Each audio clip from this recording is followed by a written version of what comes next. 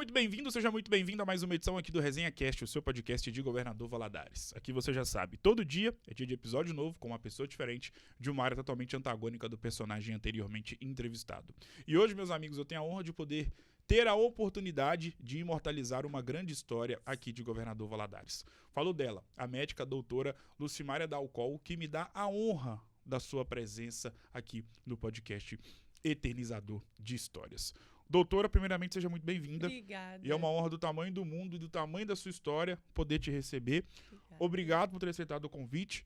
Bom dia, boa tarde, boa noite, depende do horário que vai estar nos acompanhando. Seja muito bem-vinda. Obrigada. Gente, me senti lisonjeada. Ele falou tão bonito e tão rápido que eu tô processando tanto de palavra que ele disse até agora, mas obrigada.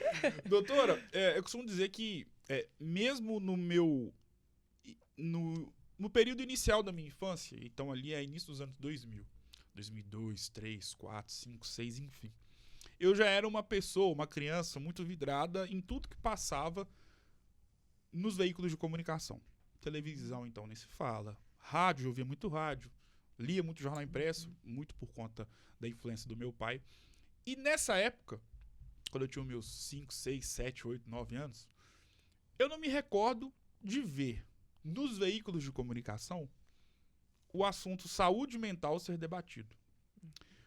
Infelizmente, parece que teve que vir o advento nefasto da pandemia para fazer com que toda a sociedade, como um todo, pudesse se alertar em relação aos cuidados com a nossa mente. Haja vista que, passado o período nebuloso da pandemia, principalmente os períodos mais agudos, Sim. hoje, em pleno 2025, em rodas de conversa com amigos, familiares, colegas de trabalho, se tornou muito comum a seguinte indagação: como você tá? Como tá a sua cabeça? Feito esse pequeno preâmbulo, como você tá? Como tá a sua cabeça? Como é que tem sido este ano de 2025 para a sua vida? Eu comecei o ano de 2025 feliz da vida, né? Notícia da gravidez. Sim. Descobri bem no inicinho do ano.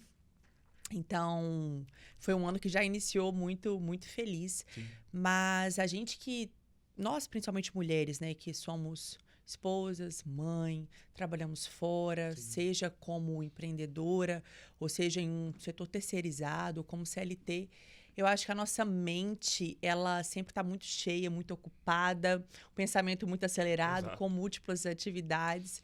Então, eu acho que no ano de 2025, e principalmente por conta da gestação, tenho tentado manter o equilíbrio. Eu não acredito que existe um equilíbrio, sabe, Luiz? Fala Sim. assim, essa palavra é equilíbrio, mas eu acredito que existe uma manutenção, uma regulação entre as áreas da nossa vida. Porque sempre uma vai demandar mais que a outra. Então, eu acho que a palavra equilíbrio é o melhor para as pessoas entenderem. Mas eu não acredito que você consegue ajeitá-las em proporções iguais na sua vida. Então, eu tento focar nas prioridades de cada demanda por vez, para não adoecer mentalmente. Então, 2025, um ano aí leve, com tranquilidade, com constância, dentro daquilo que eu acredito, priorizando Deus em tudo que eu faço. Amém, amém. Como é que era a doutora Lucimária nos tempos de escola? Ixi, TDAH sem diagnóstico, meu Deus! Foi longe agora. Eu era aquela menina que minha mãe era chamada toda semana. Oh, meu Deus. Porque conversava demais, acabava a atividade e Sim. atrapalhar os colegas. Quem é professora de Coporanga vai lembrar disso. Pior que eu tenho um monte de professora que é próxima, Que né? legal. Mas eu era a pessoa que acabava a atividade muito rápido Sim. e que ia conversar. Porque eu queria acabar a atividade porque eu queria conversar. Eu não conseguia ficar quieta muito tempo, Sim. né? Só que eu morava no interior do Espírito Santo, longe de alguma pessoa pensar em TDAH. Mas se hoje eu fosse a criança que fosse isso, eu teria o diagnóstico Sim. novinha, com certeza. Eu costumo dizer que o tempo de escola ele é o mais nostálgico de todas as nossas vidas, né? Por quê? É claro que existem exceções. Mas, normalmente, durante o tempo de escola, você, por exemplo, não tinha ou não teve as obrigações da chamada vida adulta. Não. É claro não que tive. existem exceções. Sim. Mas, normalmente, no tempo de escola, a criança só tinha como obrigação passar de ano, Sim. manter o bom convívio com os colegas de turma. Sim. Qual que é a grande lembrança que você tem dos tempos de escola? Aquele tipo de lembrança que, quando você passa em frente à escola que você estudou, por exemplo, ou às escolas que você estudou, vem na sua cabeça na hora? Um ambiente extremamente saudável e harmonioso. Porque na minha época escolar a gente tinha um respeito pelos professores. Eu estudei a minha vida inteira, desde o pré até o meu 2º ano, quando eu saí da escola Sim. em Ecoporanga e fui estudar fora, com a mesma turma. Que legal. Então, a gente cresceu junto, os nossos pais eram amigos, uma cidade de interior, uma cidade de 27, 28 mil habitantes. Então, a harmonia ali, a convivência, Sim. a amizade, o respeito. Então, era um ambiente muito saudável na época. Então, eu passo em frente à minha escola até hoje, em Ecoporanga, que hoje não é mais uma escola, Sim. e me dá aquela sensação gostosa de nostalgia, no sentido de que, meu Deus, eu vivi momentos muito maravilhosos, desfrutei de muitas amizades que eu carrego até hoje na minha vida. Então, meu período escolar foi muito, muito, muito bom, né? Não tinha internet, gente. Então, assim, eu acho que para a escola isso Sim. fazia muita diferença, porque não existia... Recreio é todo mundo junto. Era todo mundo brincando o tempo inteiro, ralando o joelho, arrancando a tampa do dedão do pé, entendeu? Essas coisas. Eu tive uma infância raiz, Luiz Gustavo, legal. raiz mesmo. Que legal ouvir isso. O tempo de escola carrega consigo uma ideia de pertencimento a um colégio ou às escolas que a pessoa pode ter estudado.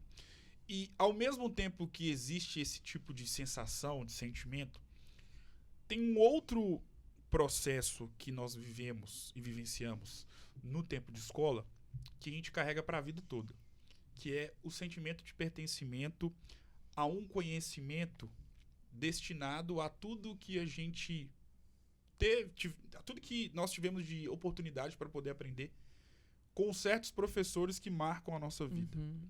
E todo mundo, se você andar aqui na rua, na Barão do Rio Branco, para qualquer pessoa já mais adulta, se você perguntar qual que é o professor da sua vida, todo mundo vai ter um professor na ponta da língua para poder citar.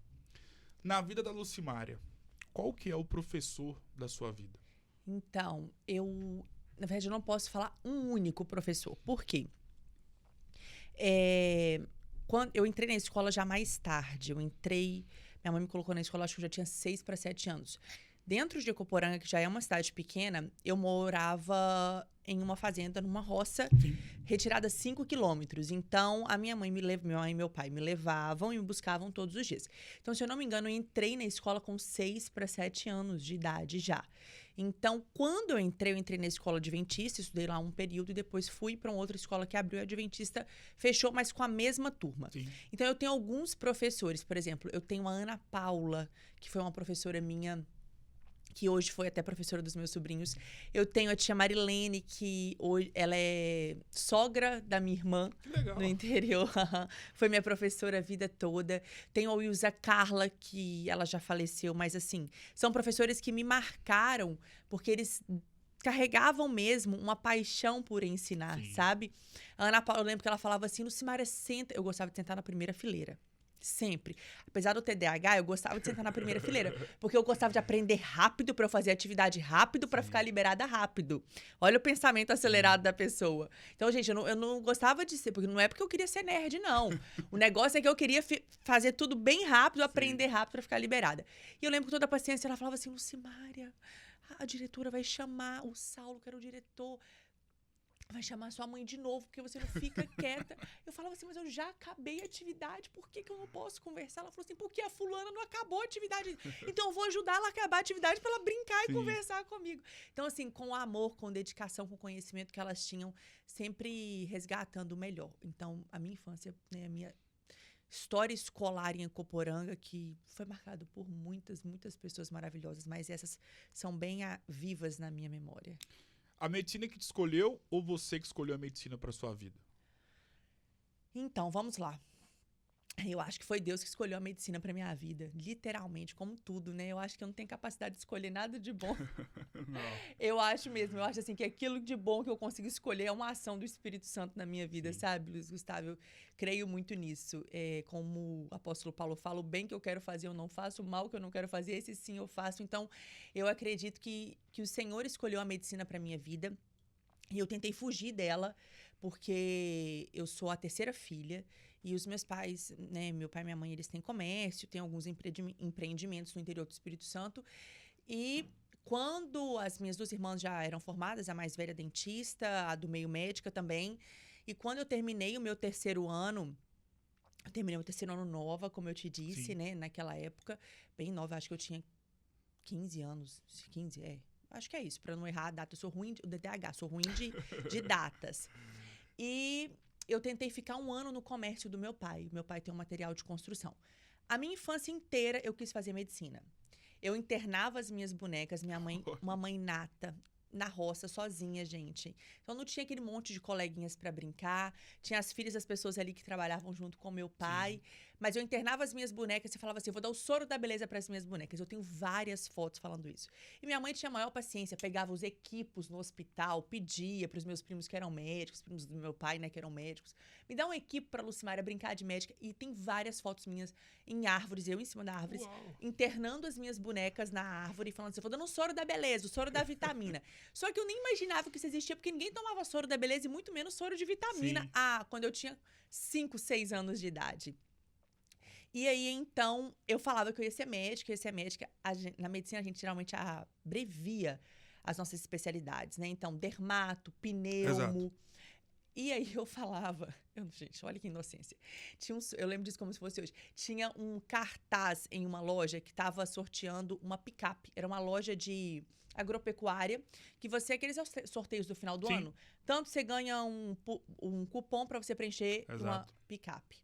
E eu lembro que eu falava assim: mãe, eu vou fazer derma, que é dermato, mas é porque eu via todo mundo abreviando, Sim. um monte de gente médica em volta de mim, eu falava: vou fazer derma e vou comprar uma pick-up, que era a picape. Uma pick-up. Então, todo mundo lembra dessa história. E aí, eu queria fazer a medicina, também num contexto de ver os meus primos, a minha irmã, né, as pessoas ao meu redor fazendo Sim. medicina. Só que quando eu terminei o terceiro ano, eu saí de Ecoporanga para estudar. No meu terceiro ano, eu fui pro Darwin de Colatina. Eu voltei e trabalhei um ano na loja com o meu pai. Porque eu falei assim: poxa vida, quem é que vai ajudar meu pai, né, a cuidar? Então, foi mais uma responsabilidade que eu trouxe pra mim de querer ajudar o meu pai. Sim. E aí eu falei assim: não, pai, eu não vou fazer medicina, né? Então, não quero fazer medicina. E financeiramente não valeria a pena mesmo, né? Financeiramente, se a gente fosse olhar, financeiramente era muito melhor eu ficar mesmo junto com ele pra tomar conta Sim. junto com ele das coisas. E eu fiquei um ano, menos de um ano, né? Eu fiquei uns 7 a 8 meses ali mergulhada junto com ele. Eu era nova, mas assim, o nível de responsabilidade, talvez, de uma pessoa, na minha época, com 16 anos de idade, era outro, talvez, de uma pessoa hoje, se a gente for comparar com a maioria das pessoas. E eu mergulhei naquilo, e aí, com muita, assim, firmeza, eu cheguei. Eu lembro que foi em setembro, virei pro meu pai e falei assim: pai, isso não dá pra mim. Eu quero fazer medicina, o senhor me ajuda? E meu pai, prontamente, com muita sabedoria, falou assim: te ajudo, minha filha, mas agora a gente não tem como te mandar pra lugar nenhum. Aí eu fui fazer a aula de redação, que era o que eu podia caprichar na Sim. época, que os vestibulares não eram unificados como são hoje. E aí fui e passei em 3 faculdades de medicina logo nesse ano. Uau. E no outro ano, com a graça de Deus, Amém. eu adentrei dentro de uma faculdade.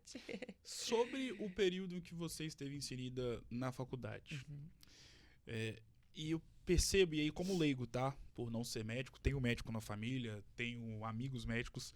Então, como leigo e observando os relatos dessas pessoas próximas que estão inseridas no contexto da medicina como um todo, e quando todas essas pessoas falam da faculdade de medicina, não desmerecendo as outras, Sim. mas existe um contexto muito diferente do que é vivido na faculdade de jornalismo, por exemplo. Repito, sem desmerecer as outras faculdades. Sim. Porque a medicina, num curso de medicina, estão ali pessoas que escolheram servir e fazer da própria vida um Sim. instrumento de Deus na vida de outras vidas. Sim. Qual que é o grande legado que você obteve durante o tempo de faculdade que você carrega consigo até hoje? Vamos lá. Atender os meus pacientes como se eu estivesse atendendo o meu pai ou a minha mãe. Então, na verdade, isso foi uma coisa que foi construída. O meu período de faculdade foi um período muito desafiador para mim. Eu entrei na faculdade muito nova. Não aconselho isso para ninguém, né? Muito nova. No máximo, acho que foi... eu tinha feito 17 anos em novembro E eu entrei, começaram as aulas em fevereiro. Sim. Então, eu acho que eu era a pessoa mais nova da minha sala. Tinham pessoas que estavam na segunda faculdade, tinham pessoas de 40 e poucos anos. E eu via que eles lidavam com as situações de uma maneira muito melhor do que eu. Então, foi um período muito difícil, né? Morava sozinha em Vitória, saí de casa mesmo. Antes, em Colatina, eu estava em casa todo final de semana, Sim. quando eu saí para fazer o terceiro ano. Depois voltei, fiquei esse período dentro de casa. Sou muito apegada aos meus pais até hoje, muito apegada mesmo. E foi um período muito difícil para mim. E eu consegui melhorar emocionalmente, engrenar mesmo na faculdade. Eu falo que vivi o período da faculdade lá pro meu meio do segundo ano pro terceiro ano de faculdade, que eu consegui emocionalmente me estabilizar dessa questão de estar fora de casa, numa faculdade que coloca tanta pressão. Eu lembro que eu nunca tinha escutado uma pessoa xingar na minha vida. Os meus pais não xingam. A hora que eu na primeira aula da faculdade de medicina, eu vi um professor mandando a pessoa tomar naquele lugar. Isso. Eu saí da faculdade apavorada. Eu falei assim, mãe, que pessoa... Um professor, mãe. Tipo assim, saí do interior, de um contexto, né? E isso me assustou muito. E sozinha você sente aquele desamparo. Então eu falo, aconselho para todo mundo, né? Ninguém precisa entrar na faculdade novo. As pessoas que tinham 20 anos, 21 anos, elas lidavam com isso de uma maneira muito melhor. Sim. Né? Pessoa que é muito nova, a estabilidade emocional dela, pelo menos da maioria, não consegue lidar sobre essa pressão muito grande. Mas o legado, então, que eu fui construindo depois que eu consegui mesmo mergulhar na faculdade, me estabilizar emocionalmente, foi esse. De atender os meus pacientes com o meu melhor. O meu melhor porque o meu paciente, ele é o amor, ele é a vida de alguém. Sim. Da mesma forma que a minha filha é uma vida para mim, meu marido, meu pai, a minha mãe. E quando eu formei, eu já carregava isso. A minha mãe, ela materializou essa frase para mim. E foi ela que me disse. Eu já tinha esse legado dentro de mim. Eu quero fazer o meu melhor para os meus pacientes. Porque aqui é uma vida que alguém ama muito. Que talvez para mim eu estou conhecendo hoje. Mas é o amor vivo de alguém. Exato. E aí minha mãe falou assim, minha filha, na minha formatura, na minha colação de grau, a minha mãe falou assim, minha filha, atenda todos os seus pacientes como você gostaria que eu ou seu pai fôssemos atendidos quando formos em médicos. Luiz Gustavo, e essa frase, ela marcou na minha cabeça. Talvez não tenha um dia que eu entre no meu consultório e eu sente naquela cadeira que essa voz da minha mãe não ecoa na minha cabeça. E aí eu lembro, aí a pessoa quando me conta, eu sou mãe, ou eu falei assim, meu Deus, ela é a filha de alguém, ela é a mãe de alguém. Comigo ela é uma paciente, mas ela é alguém, ela é um amor sobrenatural da vida de uma outra pessoa. Então, isso eu carrego muito vivo, que a minha mãe materializou essa frase para mim na formatura, mas foi o que eu construí durante. Então, eu estudava muito porque eu queria poder cuidar das pessoas. Eu comecei a estudar muito depois do meu terceiro ano de faculdade, porque eu queria cuidar realmente do amor de alguém, tipo assim, não só por mim, mas pela outra pessoa. Hoje, você é a doutora Lucimária, graças ao seu trabalho muito bem reconhecida e respeitada por tudo que você faz. Mas você já foi a Lucimária há alguns anos. Sim. Que estava no início da sua jornada como médica, recém-formada. E nós sabemos que em qualquer âmbito profissional, o início é muito desafiador, Muito. por inúmeras razões. Muito. Quais foram as maiores batalhas que você teve que enfrentar logo no início da sua jornada como médica formada? Mudar para Valadares. Eu sou do Espírito Santo, minha família é toda do Espírito Santo. E quando eu formei, se eu tivesse voltado para Ecoporanga, eu já tinha um emprego, eu já teria um consultório, mesmo para atender como clínica geral, né, pela estrutura que minha família já tem lá. E eu casei com o Bruno, né, ainda na faculdade, faltava 1 ano e meio para eu formar. E todo mundo, né, falava assim, Lucimária, por que você vai casar na faculdade? Espera. Né? Eu falei assim, não, gente, a gente tem um propósito nisso, né, para quem é de fora, não vive esse contexto que a gente vive do tempo de Deus. O tempo de Deus, ele não é muito explicado humanamente, e eu vivo isso. E eu casei 1 ano e meio para formar, então eu não voltei para Ecoporanga depois que eu formei. E quando eu formei, eu vim em Valadares, né? Minha irmã fez odonto aqui. Foi assim que ela, né, conheceu o marido dela. E, para quem não sabe, o marido da minha irmã é irmão do Bruno, que é o meu marido, né? Olha isso. São duas irmãs casadas. Por isso que eu conheci o Bruno. Sim. São duas irmãs casadas com 2 irmãos. Então, quando eu cheguei em Valadares, né, eu sabia que eu tinha uma estrutura muito sólida no Espírito Santo. Tanto em Ecoporanga, quanto se eu decidisse ficar em Vitória. E quando eu vim para Valadares, lá em Ecoporanga, eu era filha do seu Mário. Eu era filha do seu Mário Dalcol. Eu não era a Lucimária. Eu era filha do seu Mário Dalcol. Então, existia um peso já em qualquer lugar que eu chegasse, né? E isso me trazia segurança, né? Recém-formada, eu vou ter emprego já estabilizado, eu vou poder trabalhar num consultório junto com a minha irmã mesmo, que seja como clínica geral. Se eu for dar um plantão no hospital, vai ter um primo meu que vai estar de plantão junto comigo. Se eu for dar um plantão em Vitória, tem um monte de primo meu dando plantão em Vitória. Enfim, em Colatina todo mundo conhece. Então eu tinha esse... Aqui eu não conhecia ninguém. O Bruno, a família do Bruno é uma família daqui, só que não é uma família que conhece muitas pessoas também. Então, eu não tinha aquele negócio do QI, quem indica. Sim. Não tinha ninguém para me indicar em nada, gente. E eu e o Bruno saímos de carro com uma pasta de currículos minha, Luiz Gustavo, entregando em todas as cidadezinhas ao redor. Eu ia fazer pós-graduação de dermatologia. Isso é uma parte da minha faculdade. Eu fiz a faculdade inteira. Lembra da derma, da PQP? Você ia comprar. Eu fiz a minha faculdade toda de medicina falando que eu ia fazer dermatologia. E saí da faculdade, eu ia fazer a pós-graduação. Então, eu precisava de um recurso, um trabalho que me pagasse, Sim. mas que, ao mesmo tempo, desse para eu arcar com os cursos de pós-graduação. E o salário aqui em Governador Valadares, na saúde, na época, não era compatível com isso. Então, eu saí em várias cidadezinhas distribuindo currículo mesmo, né? Quem indicou? Meu currículo. Exato. Não conhecia ninguém. O Bruno não conhecia ninguém. E a gente ia de porta, prefeitura em prefeitura. A gente rodou umas 8 prefeituras aqui ao redor. Tem muitas cidadezinhas ao redor. E eu consegui um emprego em Alpercata, ali no PSF da Vila. Foi o meu primeiro emprego. E eu lembro que a secretária de saúde me recebeu. E quando eu fui lá, ela fez a proposta. Falou assim, você vai atender tantos pacientes de tal hora a tal hora.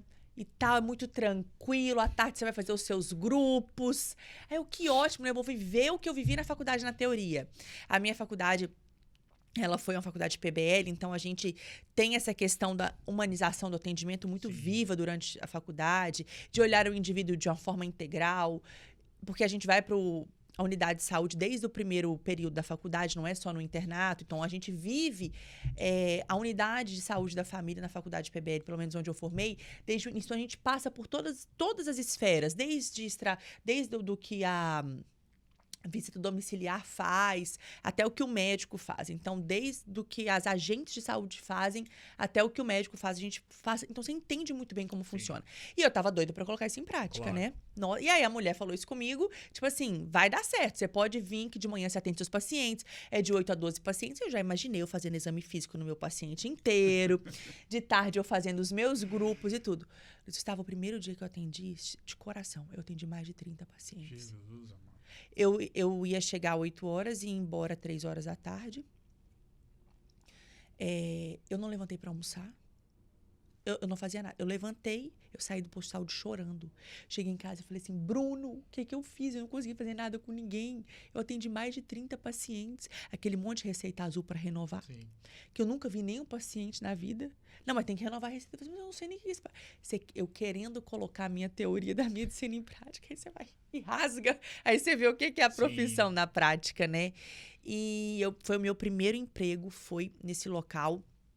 Depois, eu fiquei 6 meses lá. E aí, depois eu vim para Governador Valadares. Fui muito bem recebida pelo Renato Fraga. Ele sem quem indica, me recebeu com muita honra aqui também. Eu sou muito grata a ele, porque eu não tinha ninguém para me indicar. E foi eu e meu marido lá, e ele me recebeu. Eu falei do que eu precisava, porque eu fazia cursos, né, fora de Valadares, fazia vários estágios de dermatologia, pós-graduação de dermato, de estética. E aí eu comecei a trabalhar em Valadares. dei plantão no São Lucas, fui a primeira plantonista noturna da UPA, primeiro plantão noturno da UPA, eu estava lá, trabalhei em clínica de medicina no trabalho, chegou um período, fui atendendo um ambulatório de dermatologia no Samaritano. Aí o Enes, na época, eu conheci, ele era da Quarta Igreja, depois começou a frequentar a igreja do meu marido, nos ajudou muito lá também no Samaritano, na época, né, conseguindo emprego para mim no sentido do ambulatório de dermatologia. Então, o Senhor foi levantando pessoas, e eu digo que foi o Senhor mesmo, Sim. porque eu não tinha currículo, recém-formada, não tinha quem indicasse, tinha várias pessoas, e eu fui me destacando dentro dessa área. E aí, uma coisa que me marcou muito nesse período que eu atendi em estratégia de saúde da família, eu fui médica do CAIC por 3 anos. E durante 2 anos consecutivos desses 3 anos, eu acho que foram 2, eu tenho certeza, a nossa estratégia de saúde teve a melhor nota de avaliação do PEMAC.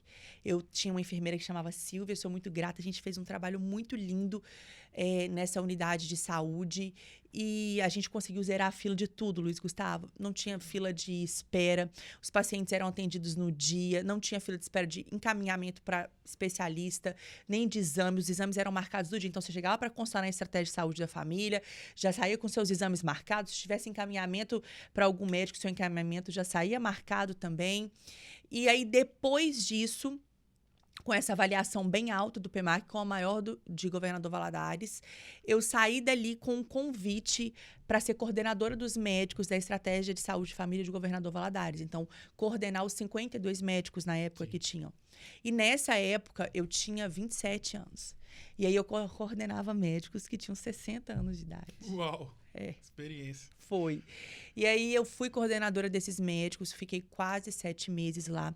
Pedi para sair porque é uma função que desgasta muito e eu já estava começando com o meu consultório. Mas assim, eu tive uma trajetória linda, porque o Senhor escreveu isso aqui em Governador Valadares e escolheu essa cidade. Mas o ponto inicial, mais desafiador do início da minha carreira, foi literalmente mudar para cá. Mas hoje eu enxergo o quanto que isso foi necessário, né? Porque eu tenho convicção de que aqui não teve mão do homem. Sim. Foi uma mão realmente de Deus que preparou cada porta, cada pessoa, levantou cada pessoa para me ajudar.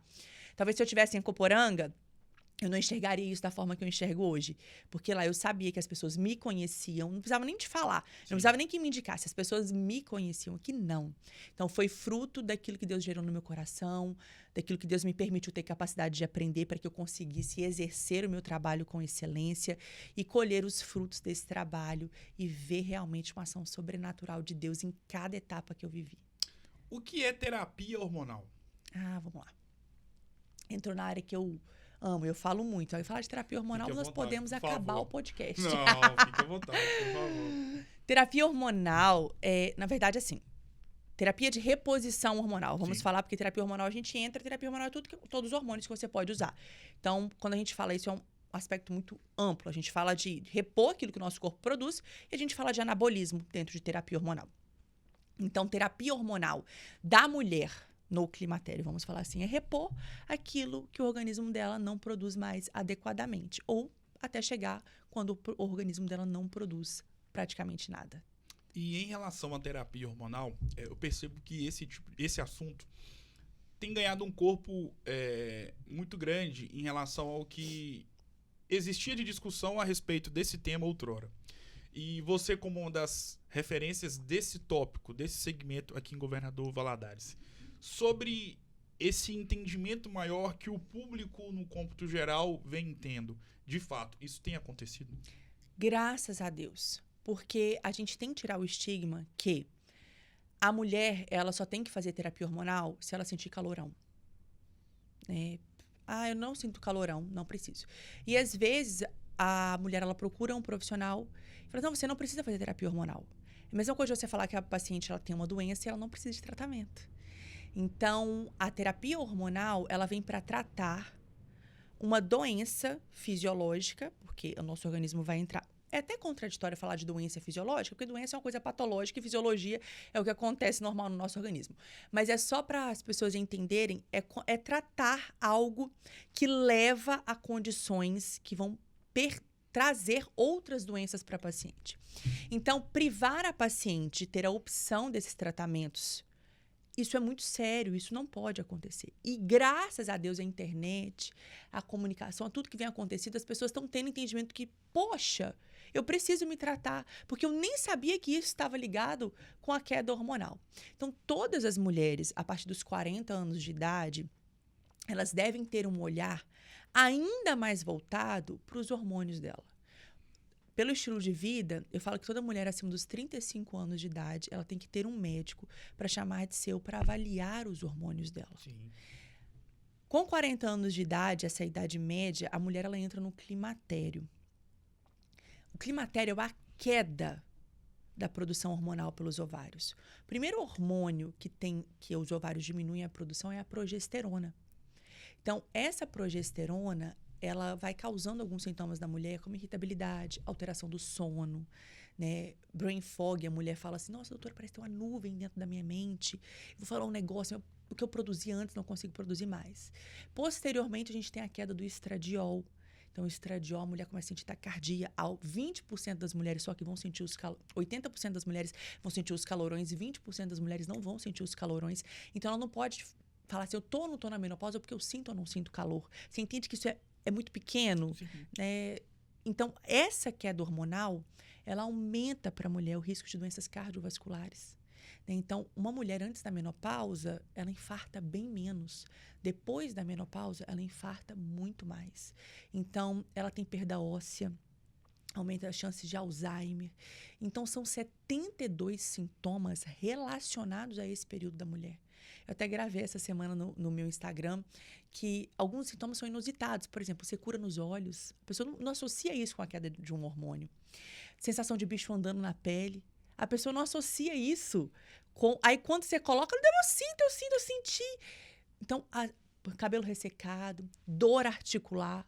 Eu falo que a mulher fica crocante, porque o estradiol é um hormônio que lubrifica todo o nosso corpo. Então, as articulações também vão sofrer com isso. Né? A perda de massa muscular, o acúmulo de gordura visceral. Então, são muitas alterações que essa queda hormonal leva. E se a mulher não tem contraindicação, ela deve sim procurar um médico que tenha expertise para tratar esses hormônios dela, porque ela vai estar prevenindo outras doenças e automaticamente melhorando a qualidade de vida dela. Eu não acredito, Luiz Gustavo, que saúde é ausência de sintomas. Tipo assim, eu não sinto nada, então eu tenho saúde. Não. Então, a saúde ela é um bem-estar físico, emocional, social e eu acrescento o espiritual. Por quê? Porque muitas vezes a pessoa tem uns exames ok e ela sente as coisas.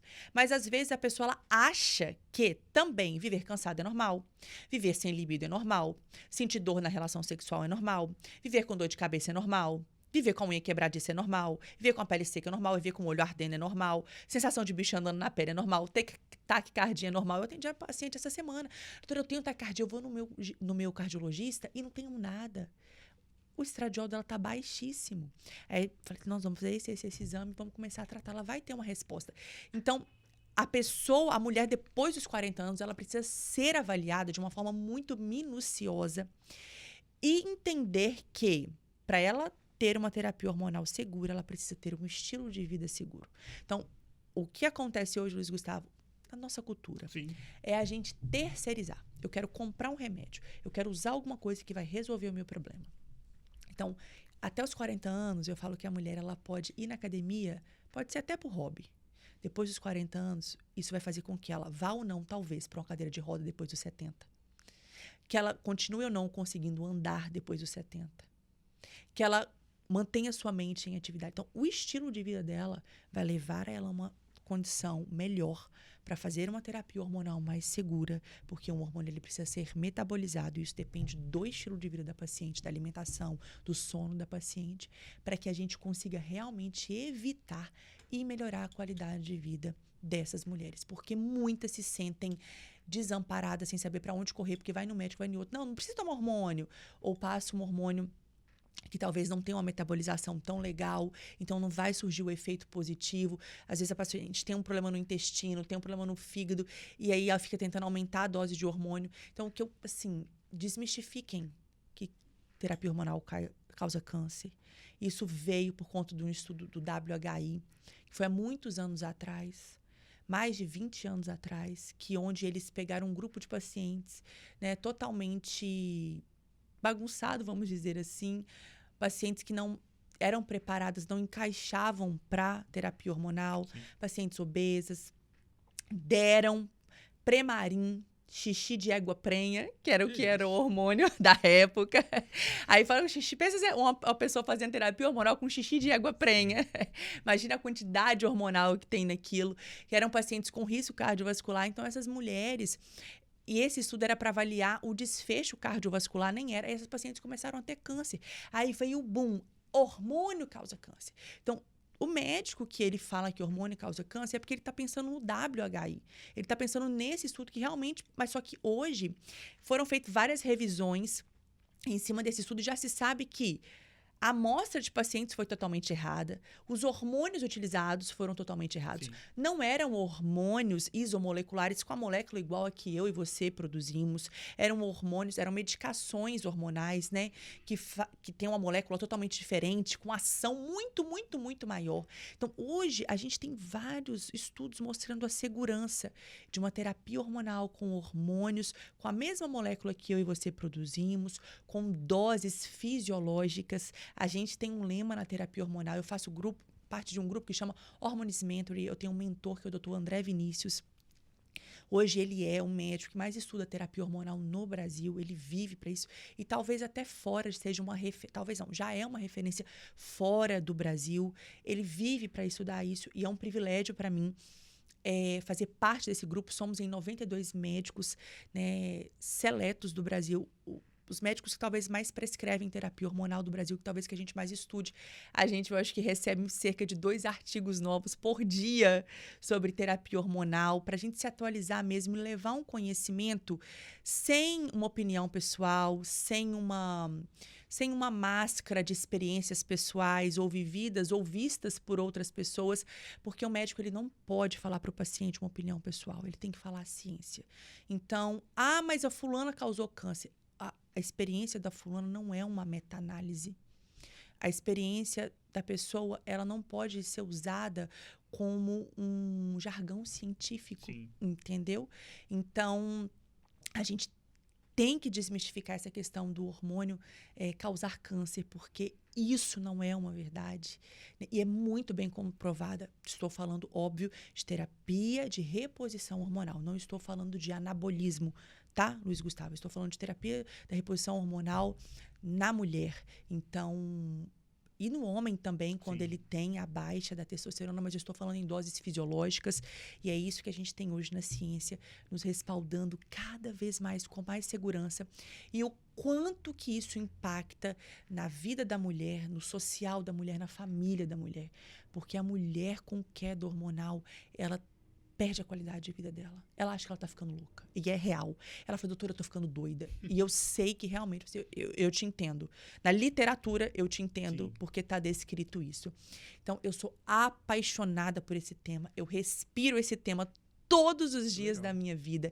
Estudo todos os dias, né? Discuto todos os dias. E hoje, talvez eu atenda casos muito desafiadores, porque a maioria dos pacientes que chegam até a minha Anne tá ali, sabe disso.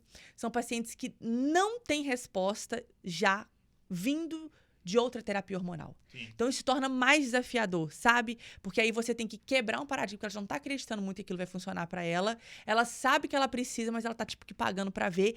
E aí, consertar um negócio que não tá legal é mais difícil do que você pegar uma coisa planinha e começar a plantar. Então, eu sou apaixonada, quero levar esse conhecimento cada vez mais para as mulheres, quero usar todas as minhas influências que eu posso para desmistificar esse assunto. Tem que ser feito com muita seriedade, tem que ver o contexto inteiro da mulher, não é só prescrever um hormônio, porque isso não vai dar certo. E a paciente entender que o estilo de vida dela é primordial para que a gente consiga realmente construir uma saúde sólida nessa fase. A mulher no climatério e menopausa, ela pode e deve viver os melhores dias da vida dela. Hoje, a mulher com 45 anos, ela está no ápice da vida profissional. Sim. Ela tem filhos novos. Ela está começando a usufruir do casamento dela. Então, como parar a vida dessa mulher com 45 anos? Falar para ela, trabalha menos, você não vai conseguir fazer suas coisas, você vai se tornar improdutiva, você nunca mais vai ser a mesma. E eu digo, você pode viver a melhor versão da sua vida desde que você construa uma saúde sólida através de hábitos de vida e uma avaliação minuciosa de todo o seu contexto de saúde laboratorial, hormonal. E é lindo de ver a transformação. É literalmente transformador. Sobre o assunto terapia hormonal, me vem na cabeça um outro assunto que hoje em dia ganhou uma abrangência muito exacerbada por inúmeros motivos e por inúmeros fatores. Haja vista que esse assunto hoje, no YouTube da vida, ele é altamente mostrado e debatido e discutido. Que é a questão, como você falou, tem a terapia hormonal, que aí são a reposição hormonal, né? Que aí são doses fisiológicas. E tem a dose suprafisiológica. Sim. Que aí nós pensamos em relação à questão de anabolismo. De anabolismo. Fazendo a relação com o uso de hormônios. Sim. E esse tipo de assunto, antigamente ele era muito espinhoso. Sim. Eu, quando entrei na academia em 2013, dia 16 de janeiro de 2013, eu lembro que quando você falava de esteroide anabolizante, Sim. hormônio, ainda, 2013 não tem tanto tempo assim, mas já tem 12 anos, perdão. Mas era um assunto muito espinhoso, parecia que você falava de uma coisa assim muito errada. Tipo assim, cheirando cocaína, Exatamente. Hoje, em pleno 2025, mudou bastante o cenário Sim. acerca desse tipo de tema. Primeiramente, eu queria saber de você. Qual que é a diferença de uma dose fisiológica para uma dose suprafisiológica, pensando na saúde masculina e feminina? Vamos lá. Doses fisiológicas é repor a média daquilo que o seu organismo produz por dia. Doses suprafisiológicas é você pegar uma Deposteron e aplicar intramuscular em uma mulher. Isso não existe. Entendeu? Sim. A gente tem os hormônios isomoleculares, que são os hormônios que eu e você produzimos, e tem como a gente mandar. Todo hormônio, vamos entender essas nomenclaturas que são muito importantes. Todo hormônio é sintético. O único hormônio que não é sintético é o que a gente produz, que Sim. Deus criou em nós. Todo hormônio que seja manipulado ou compro em farmácia, ele é um hormônio sintético. Alguém fez, não foi eu e você que fizemos. Né? Dentro desses hormônios, a gente tem os hormônios isomoleculares, que são conhecidos como bioidênticos, né? Na nomenclatura mais popular. E temos os hormônios não isomoleculares. Os isomoleculares bioidênticos, a molécula deles é igual a que eu e você produzimos. E mesmo esses hormônios isomoleculares podem ser prescritos em doses suprafisiológicas, tipo 50 miligramas de testosterona para uma mulher transdérmica. É uma dose suprafisiológica. Uma mulher ela não produz 50 miligramas de testosterona por dia. Você está me entendendo? Diferente do homem. Você repor 50 miligramas de testosterona transdérmica para o homem. Saímos dos hormônios isomoleculares bioidênticos e fomos para os não isomoleculares. Temos hormônios intramuscular isomoleculares também em farmácia, como a Deposteron. Por exemplo, dos isomoleculares também, que a Deposteron nós temos o estrogel, que compra em farmácia, que é um hormônio bioidêntico também. Agora, quando a gente sai desses isomoleculares e vamos para os não isomoleculares, aí a gente está falando mais de anabolismo. E aí a gente tem, né, mercado negro, a gente tem farmácia, Sim. a gente tem tudo. Eu acho muito legal o tema hormonal hoje, ele não ser visto como... Mas isso, como médica, me preocupa. Porque hoje a gente vê um uso indiscriminado de hormônios. Então, é assim, Gustavo. Tô na academia, o coleguinha tá usando uma trembolona. Nossa. Quero usar também. Aí...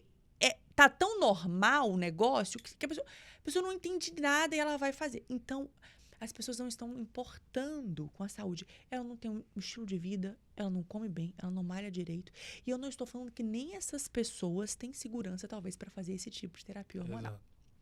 Então, eu acho que o hormônio é menor dose possível para o melhor efeito terapêutico. Por exemplo, oxandrolona. Gente, as pessoas não sabem. Sabe por que principalmente a oxandrolona foi criada para tratar? E a gente tem estudo para isso? Para sarcopenia. Então, pacientes com 70 anos de idade, pacientes que têm HIV positivo, são pacientes que vão se beneficiar, porque esses pacientes têm uma perda de massa muscular ou alguma outra doença, outra comorbidade. Então, quando a pessoa, uma senhora de 70 anos de idade usando oxandrolona, ela está tomando anabolizante. Não, ela está tratando uma doença. Exato. Só que as pessoas, elas pegam o que é usado para fins positivos e transforma em uma coisa, é o samba do crioulo doido. Hoje você vê eu vejo cada receita. Eu vejo cada coisa, que não é nem receita, com papelzinho escrito que o fulano indicou, que o outro fulano indicou, que aquilo vai me dando... Eu falo assim, mas como que você tem coragem? Porque eu não falo nem a pessoa que prescreveu é doida também, ou que nem às vezes prescreveu, né? Indicou que tá usando. Mas eu falo, como é que você é tão corajoso ou tão corajosa de iniciar um negócio desse? Então, assim, é muito legal. O hormônio hoje está sendo desmistificado, mas me preocupa o uso indiscriminado de hormônios, né? Eu não sou a favor. Hoje, eu trabalho com anabolismo dentro daquilo que a ciência me respalda. Dentro do que a ciência me respalda. Mercado negro. Você não sabe nem de onde que está vindo, que não está vindo. Né? A ciência, ela nos respalda até onde nós podemos ir. É aquilo que eu falei, da mesma forma que um paciente vai falar que a senhorinha de 70 anos, óbvio, gente, tem que ver risco cardiovascular, não estou falando nada disso, eu estou falando do contexto.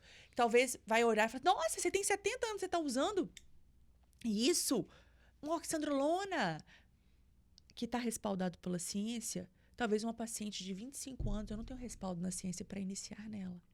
Da mesma forma, a gestrinona, que é tão polêmica com os implantes hormonais, né? A gente tem respaldo e, meu Deus, é transformador a vida de uma paciente com endometriose, que você faz um tratamento de gestrinona nela com segurança. Mas, da mesma forma, eu não entendo quando uma pessoa usa altas doses de gestrinona por via oral, por via sublingual, para fazer anabolismo. Então, o hormônio em si, ele não sai pulando no corpo de ninguém. Precisa alguém indicar e precisa alguém usar.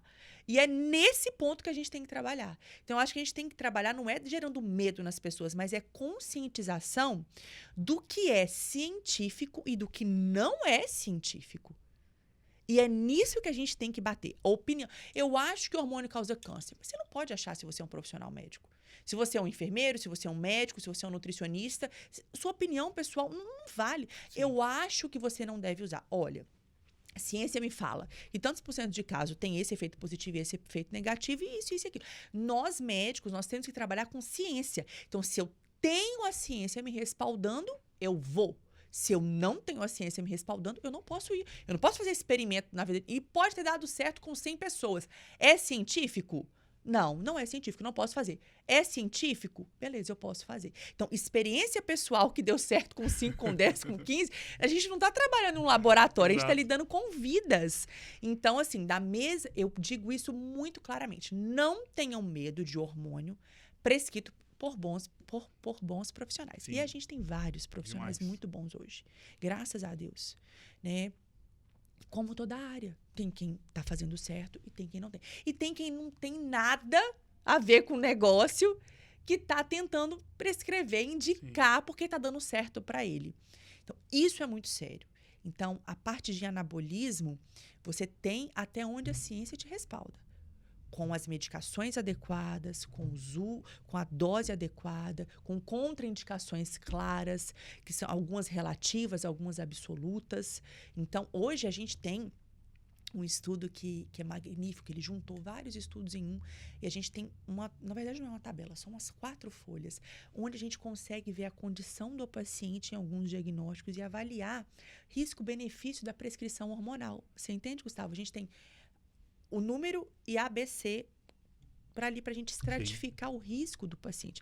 Então, hoje, a gente tem muita segurança inicial. Por exemplo, eu iniciei sexta-feira passada, eu acho que eu fui, até que eu gravei, eu iniciei uma terapia hormonal, uma paciente que teve aneurisma. É uma paciente hormonal em climatério, não, ela já está em menopausa, ela é de fora e essa paciente, o aneurisma do tipo dela não era uma contraindicação absoluta para terapia hormonal. Então, o neurologista dela é de lá, entramos em contato, Ele me deu um respaldo, explicou a história clínica da paciente, eu expliquei para ele a minha versão e nós iniciamos da forma que ela tinha que iniciar, porque a dose dela é diferente, a via de progesterona dela é diferente, a ciclagem de hormonal dela é diferente. Mas talvez onde essa paciente iria receber um não, como ela recebeu, por isso que ela chegou a mim, né? De tão longe ela é, de tantos. Mas eu não estou fazendo um experimento com ela. Eu tenho um respaldo. E nós, médicos, a gente tem que ter segurança naquilo que a ciência nos respalda para a gente conseguir impactar. A mulher, ela tá com um casamento em risco, não consegue dar conta da vida dela, não é mais produtiva, entrando em depressão, oscilação de humor. E é o hormônio que está causando isso nela, entendeu? Então, o neurologista dela entendeu, a gente avaliou. O risco não é maior que o benefício para ela. Então, se a gente tomar uma dipirona, a gente tem que avaliar o risco. Sim. Tem gente que faz choque anafilático. Quantas pessoas já fizeram choque anafilático por tomar anti-inflamatório intramuscular em farmácia? Então, nós médicos temos que saber avaliar o risco-benefício de cada coisa que a gente prescreve para o nosso paciente, de tudo que nós prescrevemos. Da mesma forma hormonal. Então, essa parte do anabolismo aí, né, a gente tem que ter muita consciência do que as pessoas estão fazendo. E eu, como profissional de saúde, eu tenho que alertar cada vez mais. Não é que está dando certo, que vai dar certo para você, o que não vai custar a sua saúde futuramente. Então, cuidado para a pessoa não ir só para o lado estético, esquecer que depois a conta chega. Qual que é o maior desafio de ser médica em pleno 2025? Eu acho que o maior desafio é que talvez o maior benefício também, no sentido que é a mesma coisa. É a informação exagerada. Porque o paciente hoje ele vai no Google, ele vai no Instagram. Só que do mesmo jeito que ele tem informações muito sérias, tem profissionais muito bons dando informação de qualidade, tem um monte de gente falando nada com nada. E tem gente que não é médico falando nada com nada, que tem influência de milhões e milhões e que aquilo que a pessoa fala se torna uma verdade para outra. Então, eu acho que é o conhecimento não verdadeiro também disseminado. Da mesma forma que o conhecimento verdadeiro é. Então, quando o paciente ele já chega para você, ele já chega com muitos estigmas, ele já chega com muitas coisas na cabeça. Sabendo muita coisa. Sabendo muita coisa que às vezes é verdade. E às vezes... E às vezes não é verdade. Então, aí... Você tem que ir para a ciência. Porque eu tenho artigo na minha mesa. Você tem que provar para o paciente que não é você que está falando. Você tem que mostrar para ele que não se trata de uma opinião pessoal. Segunda-feira eu atendi uma senhora, 68 anos. Ela estava com a prescrição hormonal. Ela entrou na menopausa com 48 anos de idade. Hoje ela tem 68. Começou a iniciar terapia hormonal depois de 5 anos, depois da menopausa dela. Lembrando, gente, que menopausa é a ausência completa de menstruação por 1 ano consecutivo. Então, isso para quem tem útero, a mulher ela vai marcar a menopausa dessa forma. E com muitos anos de terapia hormonal, ela chegou para mim com o uso de estradiol e ela chegou com uma progesterona transdérmica. E eu falei assim, a senhora sabia que essa progesterona não faz a proteção do endométrio que precisa? A gente não tem um efeito, né, gabaértico que a gente quer da progesterona, a gente não tem um efeito no osso dela, que a gente quer, né, para diminuir a remodelação óssea, para evitar a osteopenia, osteoporose da mulher, principalmente com 68 anos de idade. E aí eu comecei a falar para ela sobre musculação. Ela falou assim, mas ninguém me deu ênfase na musculação. Nunca nenhum médico virou para mim e falou assim que eu tinha que fazer a musculação como eu tenho que tomar banho. Eu falei assim, mas a senhora acha que a senhora só usar os hormônios, a senhora estava prevenindo tudo isso? Ela falou assim, eu achava. Então, a gente tem que levar o conhecimento de verdade. Hoje, tudo que é mais estudado é sobre qualidade de sono e exercício de força, Luiz Gustavo. Então, todo lugar que a gente vai pensar em saúde, tá lá, qualidade de sono, não é só quantidade. E exercício de força. Então, a gente tem que bater na tecla dos nossos pacientes daquilo que a ciência está nos levando, aquilo que a ciência está batendo na nossa tecla. Sim. Se a ciência está apertando esse botão na nossa cabeça, a gente tem que apertar esse botão. Óbvio, transformando em uma linguagem acessível para o paciente. Fazendo essa ponte entre a ciência, entre a teoria e a aplicação médica. Com amor, com humildade, com empatia. E sempre lembrando que aquela pessoa está inserida em um contexto, tem uma cultura, tem uma vida, tornar isso viável para ela. Sempre pergunto aos meus pacientes, como que a senhora vai começar? Eu não só jogo em cima dela. Falo assim, como que a senhora vai amanhã começar a aplicar isso que eu dei de orientação para a senhora? Ela falou assim, eu não sei, mas vamos bolar juntos uma estratégia para a senhora começar? Vamos começar por uma coisa. E ali tentar contextualizar a ciência, a teoria, para a prática do paciente. Porque se você só vomita em cima do paciente, vai ser, eu tô doida, eu não vou conseguir colocar isso em prática nunca. Isso está muito fora da minha realidade. Não vou dar conta, eu tenho que trabalhar, tenho que fazer isso, tenho que tomar conta de casa, menino, marido.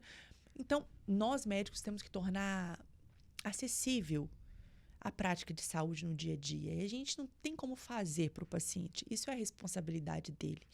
Ele é o maior autor da saúde dele. Não é um remédio, não é uma prescrição, não é um médico. O paciente é o autor da saúde dele. Mas a gente tem que tornar isso viável, ajudá-lo nessas decisões. Olhando nos seus olhos, eu vejo o quão conectada você é com a medicina e com Deus. Por quê? Primeiro, quem criou tudo da medicina foi Deus. E eu desacredito mesmo, que exista sabedoria que não seja Deus que deu. Então, Deus é o dono da sabedoria, isso é bíblico. Então, a medicina pode ser inteligente, mas se não tiver Deus, ela não vai ser aplicada. A sabedoria é o que você faz com a inteligência. Então, Deus criou o corpo humano, cada célula. Ele criou desde Adão. Ele que forma. O Lucas está sendo formado no meu ventre. Eu não posso fazer nada. Ele forma cada célula. Então, a bioquímica, a fisiologia, cada construção celular, tudo foi Deus que fez. Então, não tem forma melhor de você conhecer a medicina a não ser conhecendo quem a criou. A medicina é o estudo do corpo, da saúde. Né? Eu não me lembro da definição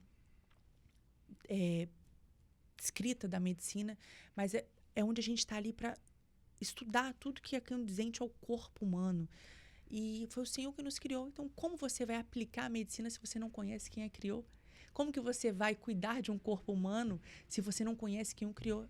A melhor forma de você entender de uma máquina é lendo o manual. Agora, imagina você poder conhecer quem escreveu o manual.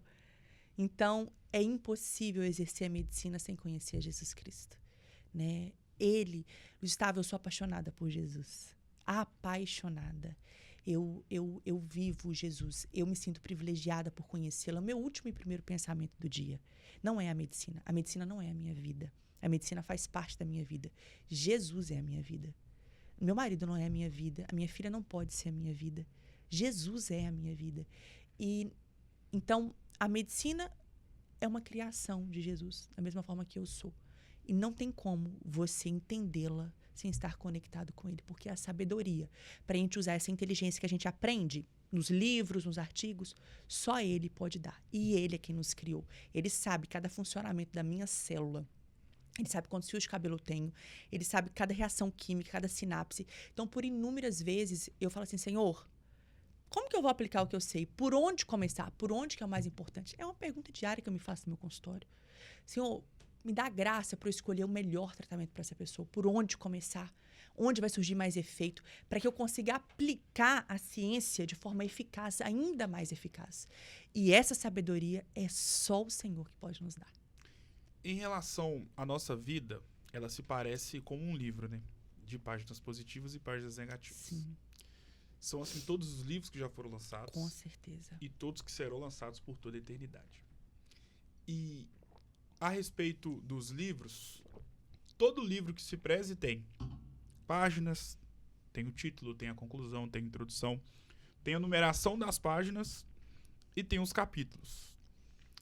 E, diferentemente do que acontece nos livros, Deus é tão maravilhoso que, na nossa vida, nós também temos inúmeros capítulos, positivos Sim. e negativos.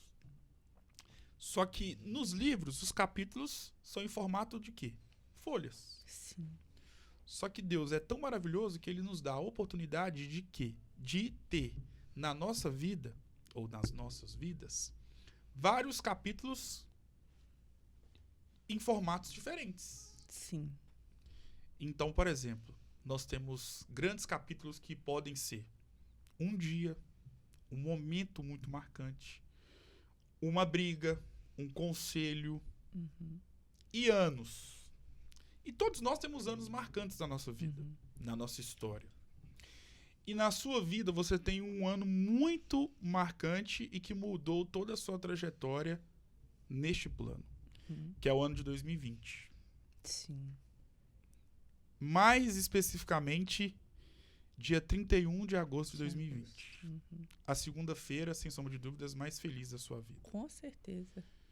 Qual que é o peso e importância desse dia na vida da Lucimária? Deus trouxe um prumo para minha vida. A Helena é o prumo de Deus na minha vida. Antes eu me tornei melhor em todas as áreas depois da Helena. Em todas as áreas. Eu estudo mais, eu sou uma esposa melhor, eu sou uma filha melhor, eu sou um profissional melhor, eu sou uma amiga melhor. Literalmente, quando a Helena nasceu, parece que Deus apertou um botão assim em mim. E ao mesmo tempo, prumo, sabe o que é prumo de construção, Sim. né? Que endireita a parede. Sim. Depois da Helena, eu sou muito mais produtiva. Isso é contraditório, né?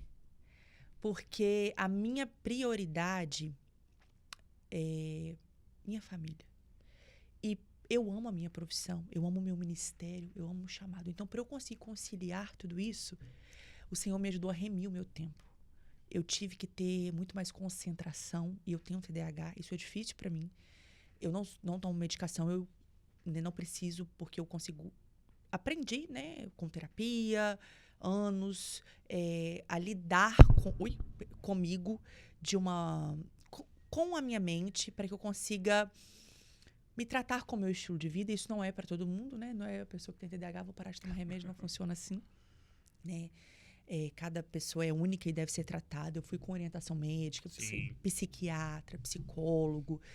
E então, para eu conseguir ser aquilo que Deus me chamou para ser, eu tive que ser uma Lucimária menos desatenta. Eu tive que tirar as distrações da minha vida. A Helena foi esse prumo que Deus usou na minha vida.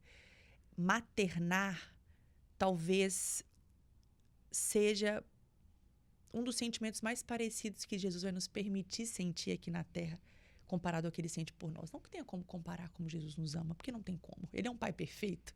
Eu sou uma mãe falha, ele é um pai perfeito. Ele é o dono, ele é a fonte do amor.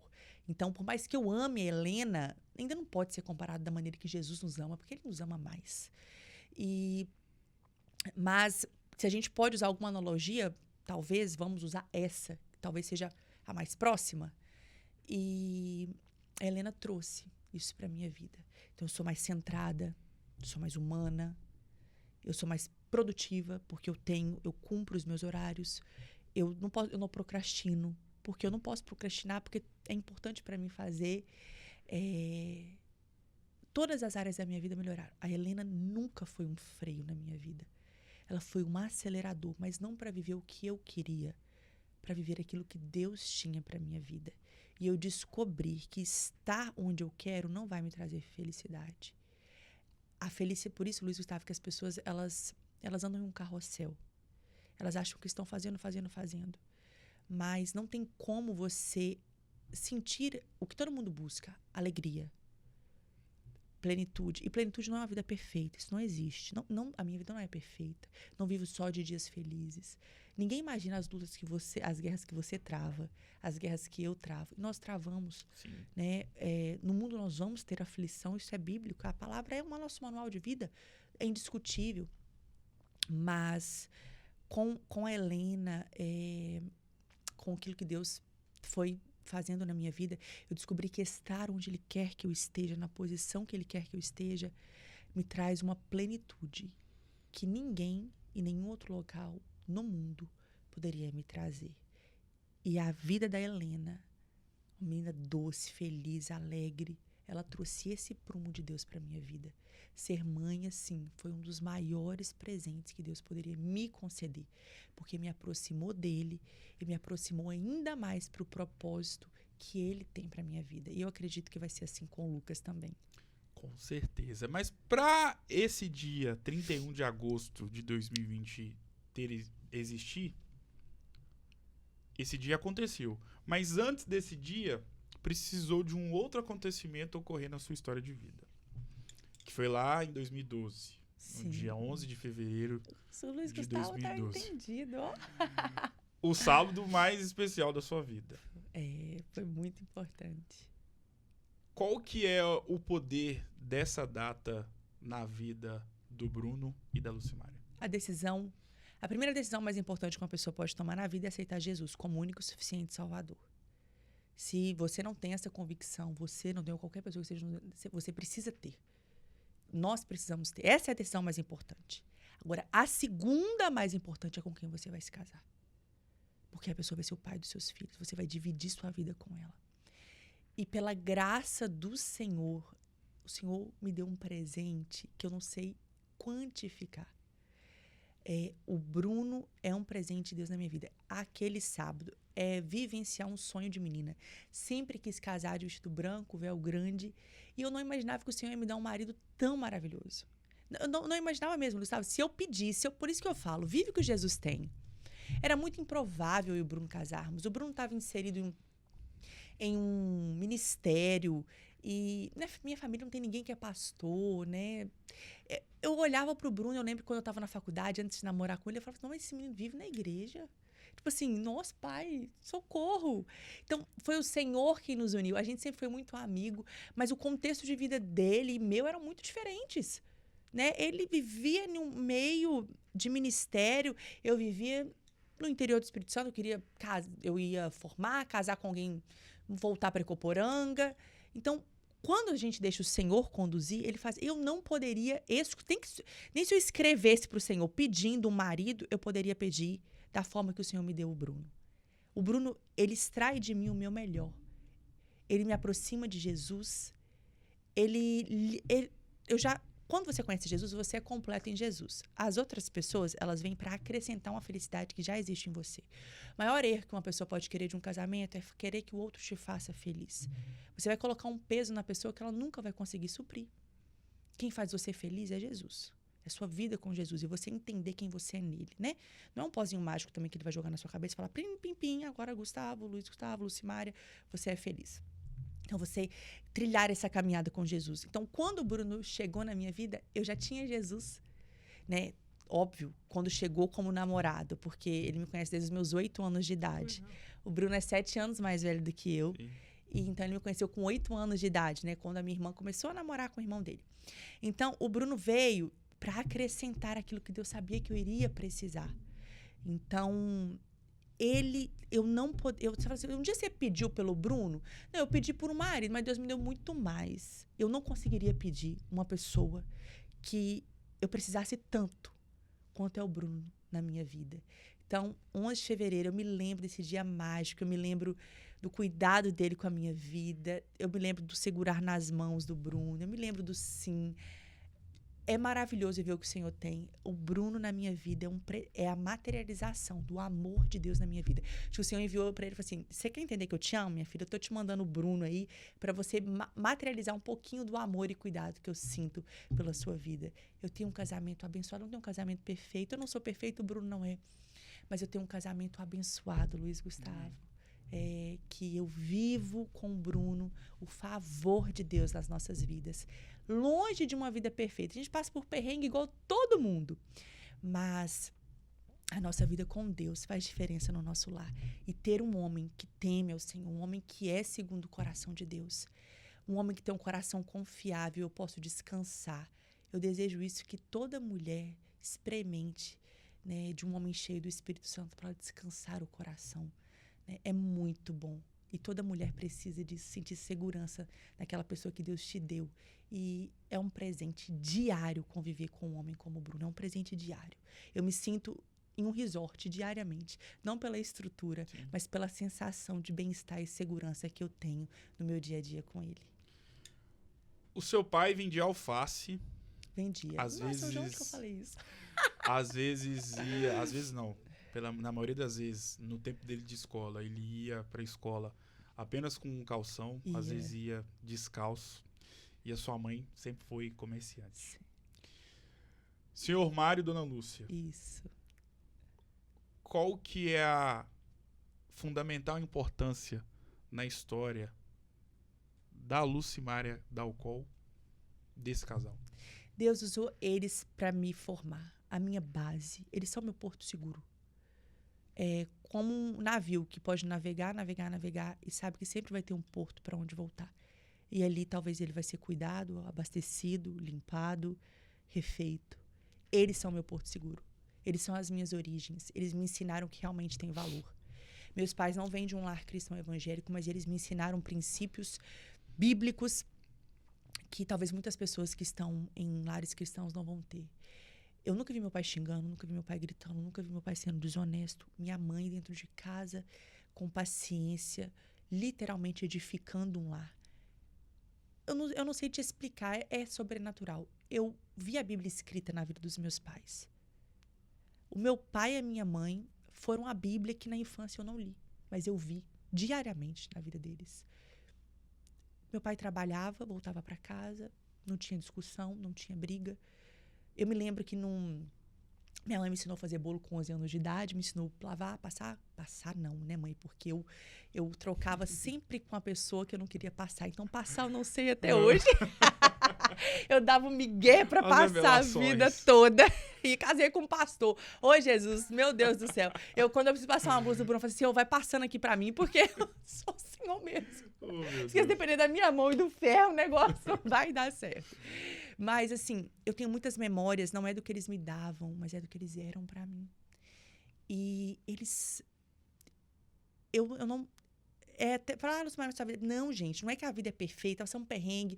Eu contei esses dias, quando eu nasci, era uma das épocas com maior dificuldade financeira do meu pai. Meu pai foi entregador de leite, meu pai e minha mãe só estudaram até a 3ª série. Então, assim, não é porque tinha dinheiro, não, eu não cresci com... Lucimária, seu pai... Não tem a ver com... Tem a ver com o que eles conseguiram representar na minha vida, marcar. Eles conseguiram imprimir em mim o caráter de Cristo. Eles conseguiram, na educação deles ali dentro, né? Minha mãe do lar a vida toda, estando ali com meu pai, a presença deles, o exemplo deles, a minha rotina com eles, conseguiu imprimir em mim coisas que eu nunca vou perder. E que nenhuma boneca, nenhuma viagem, né? Eu fui viajar para fora do país, eu já estava casada. Não, Lucimara, você viveu coisas pomposas na sua infância? Não. Só que eu vivi uma infância extremamente feliz, estabilizada. Essa segurança que hoje eu tenho no meu marido é o que eu tinha no meu pai e na minha mãe. Você entende que eu só transferi, por isso que foi tão fácil, né? Eu entender o Bruno como um líder, autoridade do meu lado, porque eu tinha isso no meu pai. Sim. Aquela questão da bênção, do respeito, da obediência, né? De ter medo, arranjar um namoradinho na infância. Meu Deus do céu, meu pai vê dando um beijinho, couro comia. Então, respeito ali e aquela ternura, aquele amor, mesmo nas correções. Então, eles são meu porto seguro. Eles são esse porto que eu sei que me ensinaram aí, Luiz Gustavo. Eles nunca me prenderam, no sentido de que minha filha cresça. Me ensinaram a não ter medo das coisas, e sim respeito. Né? Eu lembro que quando eu tinha 18 anos, meu pai falou assim, vai lá em Vitória e busca um negócio pra mim. Com 18 anos, eu tinha acabado de tirar minha carteira, fui sozinha, 320 quilômetros, saí de Coporanga, fui lá, busquei. Meu pai nunca me ensinou a ser uma menina medrosa, ele sempre me ensinou a encarar a vida, mas com respeito. Minha mãe também, vieram de uma família muito humilde, muito carente, uma necessidade que a gente talvez não conheça, Luiz Gustavo, morar em casa de barro, né? Ter carne uma vez por semana, que eu não vivi na minha infância, né? Não é uma realidade que eu vivi na minha infância. Não era uma coisa, né, grandiosa, mas nunca me faltou. Nunca tive essas necessidades. Sim. Então, eu entendi que o valor das pessoas não é pelo que elas têm, é pelo que elas são, o que elas representam, o caráter delas. Então, eles são meu porto seguro. Eu posso rodar onde eu for. Eu sei que ali eles vão estar sempre para me limpar, para me corrigir, para me abraçarem, para me renovarem. Eu vou para Coporanga, vou para casa deles, eu me renovo. Eu me sinto literalmente assim, realmente as coisas simples da vida são as que fazem a gente mais feliz. A gente não precisa de muito para ser feliz. Não são viagens que fazem a gente feliz, não são casas, não são carros. Isso completam algo que já existe na gente. E se a gente não aprender a ser feliz com as pessoas que a gente já tem, nada que for acrescentado vai trazer essa alegria. E eu aprendi isso desde a minha infância, vendo e vivendo feliz com pouco, e o Senhor foi acrescentando, e aquilo não mexia no meu coração, porque aquilo não me trazia felicidade, porque a felicidade, ela já existia dentro de mim. Então, eu tinha um desfrute melhor das coisas, mas eu já era feliz desde a minha infância, ali com meu pai, com a minha mãe, naquilo que eles sempre me ensinaram a viver bem dia após dia. Como eu disse anteriormente, na nossa vida nós temos inúmeros capítulos, positivos e negativos. Isso também se assemelha com as páginas, né? Dos livros e as páginas da nossa vida. Qual que é o capítulo mais triste da sua vida e o que que você fez ou está fazendo para passar por cima dessa adversidade? Ai, talvez o capítulo mais desafiador da minha vida foi no ano de 2023. Foi uma situação que a gente viveu e o que eu fiz foi entender que o Senhor estava nos amadurecendo, nos fazendo viver para amadurecer ainda mais o propósito que Ele tinha para a nossa vida. Nenhuma árvore dá fruto sem que seja podada. Então, a poda, ela vem de Deus, só que dói. E ressignificar a dor em forma de crescimento é uma ação que só o Espírito Santo de Deus pode trazer na nossa vida. Ano passado também eu vivi a questão do nódulo, né? Eu tive um diagnóstico de um nódulo BIRAD 5 na minha mama. E foi mais um momento que o Senhor usou para me fazer lembrar aquilo que eu já sei, mas que às vezes as múltiplas atividades, não é que a gente esquece, mas isso vai tomando um espaçozinho menor, e isso vai impactando menos nas nossas decisões e atitudes diárias. E aí você vai lembrando realmente aquilo que você sabe que é e que vale a pena, como que deve ser o seu manual de vida.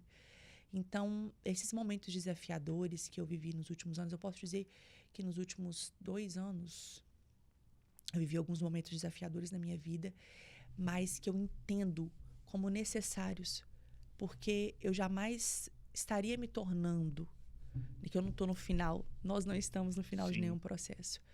E nós jamais estaria enxergando a vida e vendo as coisas se eu não tivesse passado por isso.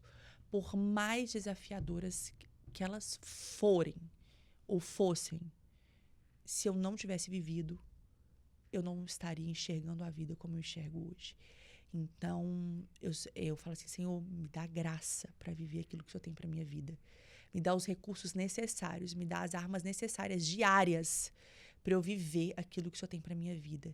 E a certeza de que Deus, quando a gente vive em obediência, Luiz Gustavo, a gente tem certeza que você não está vivendo um atropelamento, uma consequência de uma decisão errada.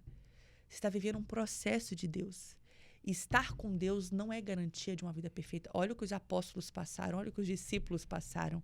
Né? Essa teologia de que Deus vai te dar carro, casa e dinheiro, isso não existe. Né? As bênçãos de Deus, elas são maravilhosas e elas existem. E existem princípios que, se a gente cumprir, a gente vai colher bênçãos. Sim. Só que a vida com Deus não é garantia de uma vida perfeita, é garantia de uma vida com Ele. Então, no mundo, nós vamos ter aflições. E a presença de Deus é o que te garante você passar por essas aflições, mesmo sentindo dor, mas com a paz que excede todo o entendimento. Então, eu vivi isso desde esse ano de 2023 e foram experiências que me amadureceram e que hoje que eu vejo que foram necessárias. Na época eu não via como necessário, porque a dor não te deixa enxergar. Mas cada uma delas, né, como eu vejo como necessárias. Quando eu raspei o meu cabelo, foi 2023, março de 2023.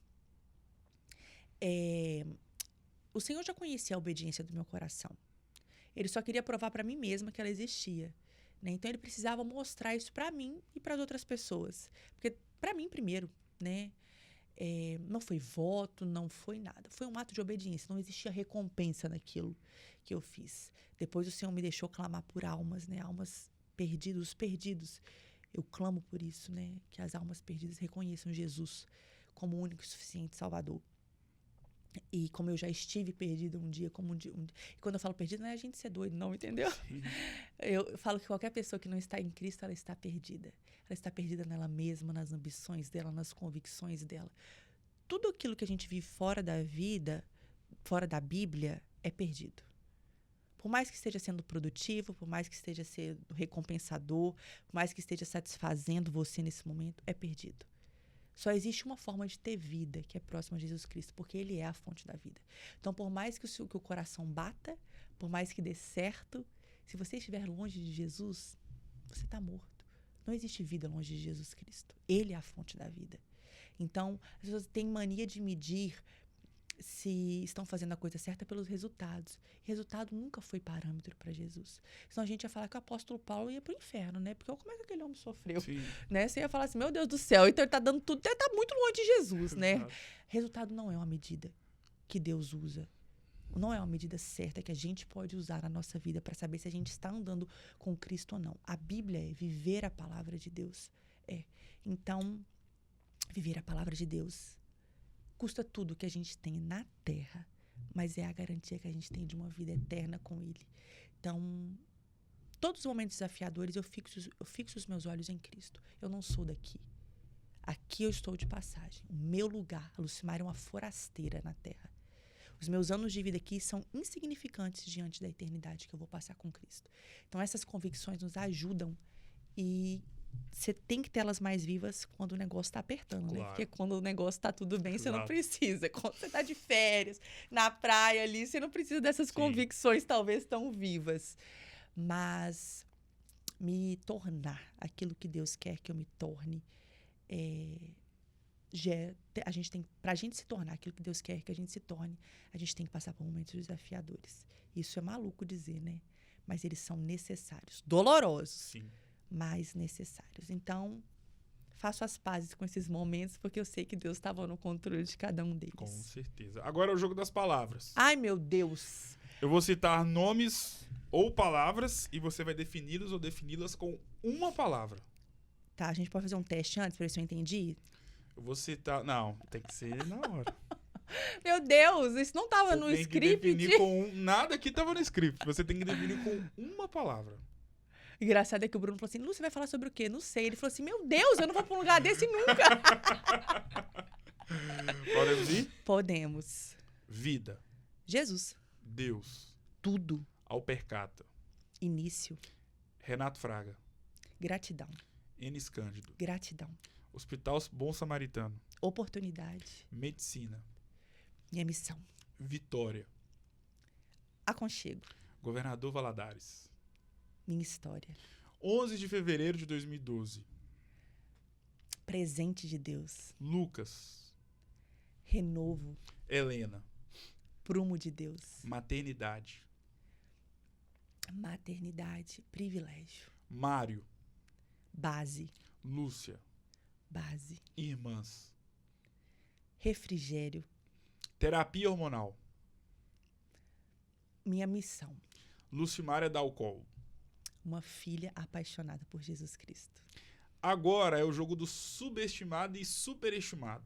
Subestimado e superestimado. Meu Deus, dá um dicionário? O superestimado, normalmente a gente não fala essa palavra no nosso dia a dia. Aham. Nós trocamos essa palavra por uma frase. Não é isso tudo. Quem é que tá. nunca falou não é isso tudo Aham. pra determinar uma comida, uma viagem, Uhum. uma pessoa? Enfim.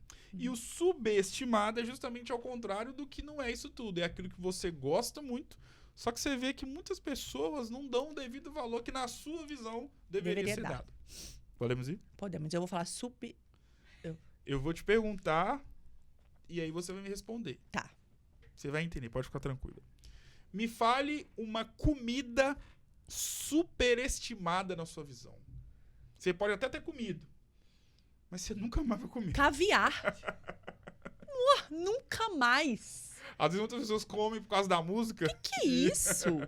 Horrível aquele negócio. Me fale uma bebida, pode ser alcoólica ou não. Superestimada na sua visão. O vinho, Não gosta? eu não. Bebo nada de bebida alcoólica. É doido por vinho, gasta dinheiro.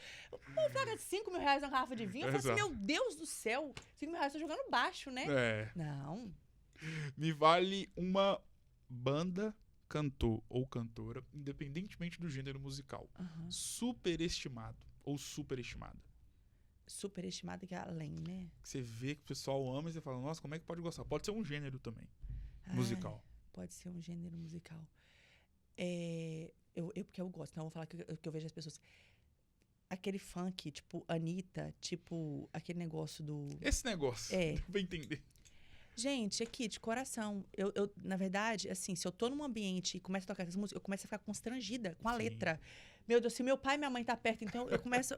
Aquelas palavras, eu começo Sim. assim, sangue de Jesus tem poder, gente. Eu começo a ficar constrangida com a música do negócio. Eu não sei como que as pessoas conseguem escutar aquilo. E não, e amam, né? E pagam milhões, não sei quanto em show, pra ir pro show desse povo. Fica na fila 10, 12 horas. Eu falo assim, gente, eu bati a cabeça em algum momento da E vida. olha como é que a questão de geração e de momentos. Na minha infância, estudava aqui no Colégio Imaculada, não sei se hoje em dia existe, eu acho que sim. Mas existiam muitos aniversários, né, dos coleguinhas de turma. E a mãe do Aham. coleguinha ligava pra minha mãe, tô querendo chamar o Luiz Gustavo pro aniversário do Guilherme, que vai ser dia tal, tal, tal, tal. E tinha muitas meninas da minha turma. E olha que doideira isso. Isso 2006, 2007, nas festas de meninas, tocavam funk.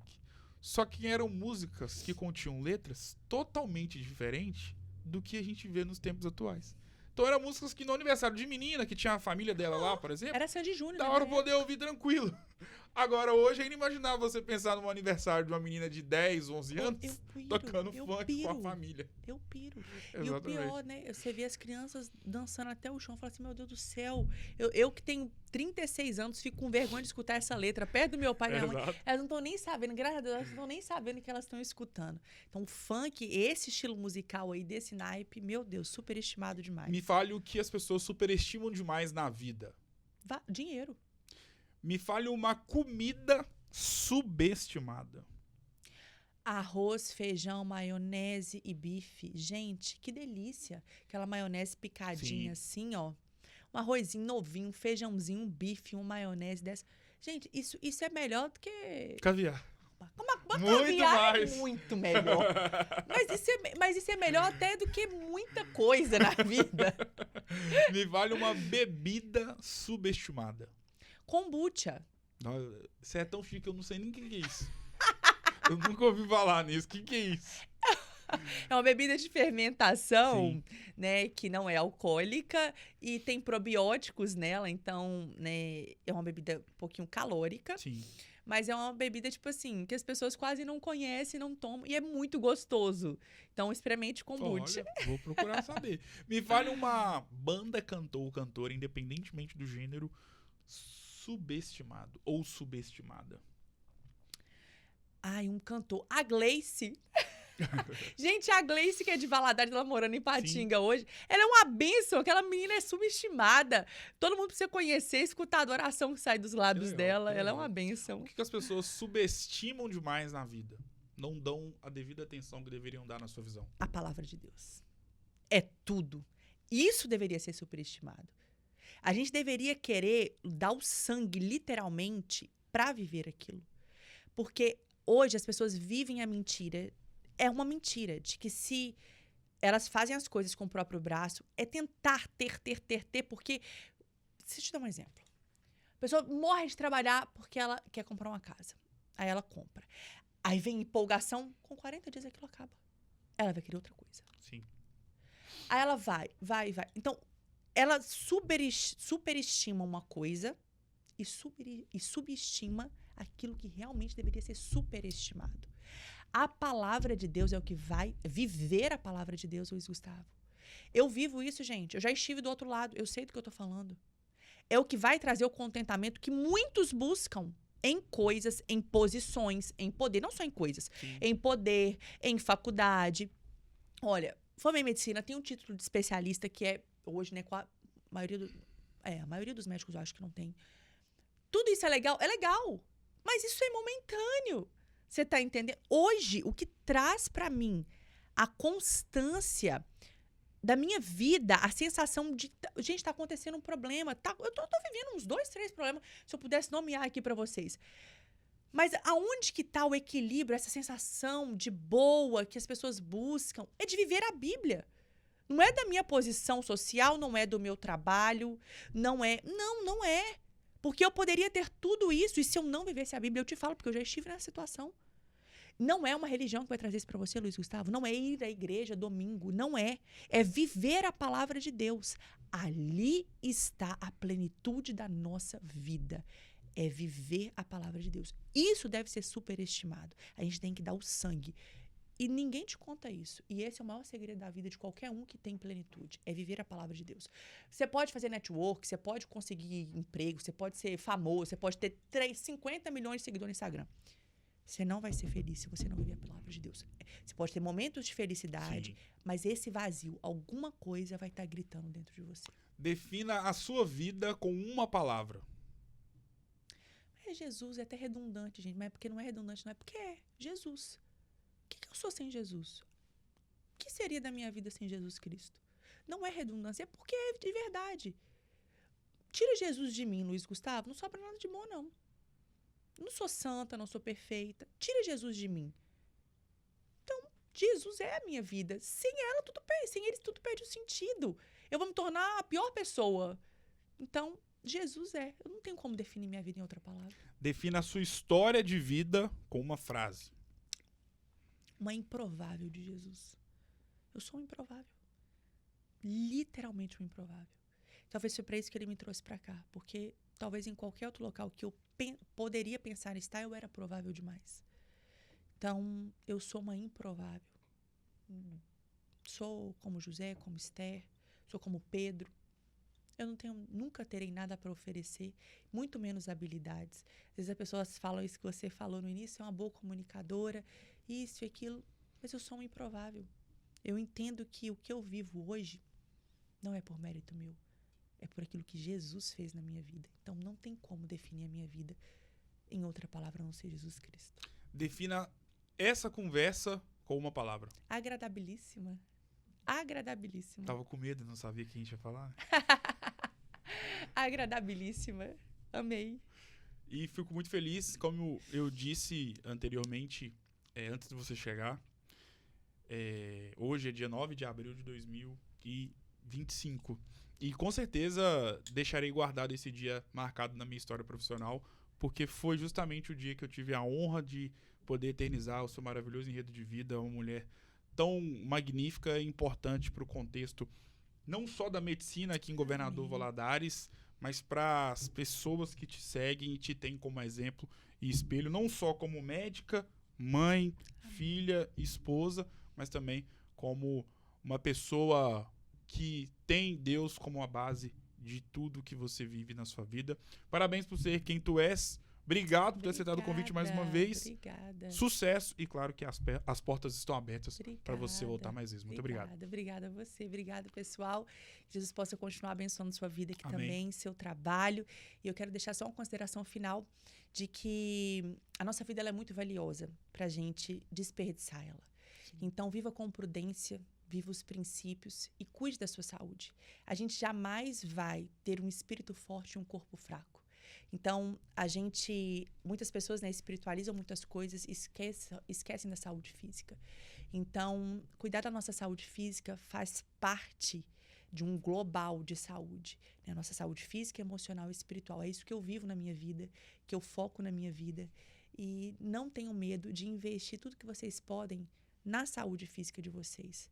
Mas também não esqueçam que a saúde espiritual e emocional são 3 amiguinhas que andam de mãos dadas. E elas têm que ter comunicação para a amizade prevalecer, tem que ter um equilíbrio entre elas. Então, vivam tudo que Jesus tem para a vida de vocês, focando na saúde física, cuidando do templo do Espírito Santo. E para mim é um prazer contribuir com o Governador Valadares, essa cidade que tanto me acolheu e que eu sirvo. Eu estou aqui por uma missão para servir essa cidade, essas pessoas. E eu me sinto privilegiada por fazer parte da história dessa cidade. Tamo junto, doutora. Obrigado mais uma Obrigada vez. a você. O Resenha Cast de hoje para lá de especial vai ficando por aqui. Um grande abraço e claro que eu volto em uma próxima oportunidade. Até mais.